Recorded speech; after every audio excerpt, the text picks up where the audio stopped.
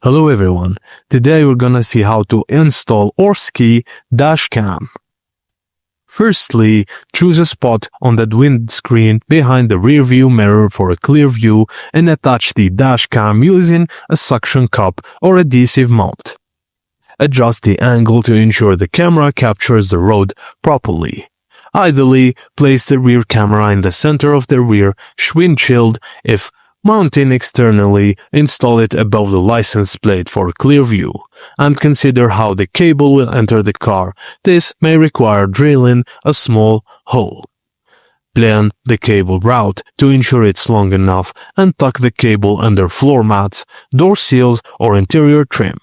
Use a flat heat screwdriver to gently lift trim for a cleaner look and secure the cable with small drops of super glue or cable clips if needed.